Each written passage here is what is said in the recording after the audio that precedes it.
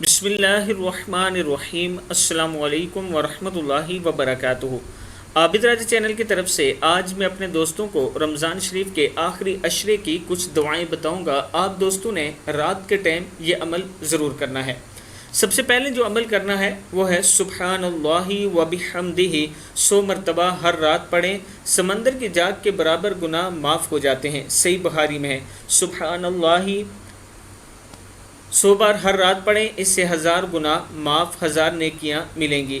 اور لا الہ الا اللہ وحدہ لا شریک لہ لہ الملک ولہ الحمد وہو علی کل شیء قدیر 100 مرتبہ پڑھنے سے 10 غلام آزاد کرنے کا ثواب، 100 نیکیاں لکھی جائیں گی اور 100 برائیاں مٹا دی جائیں گی۔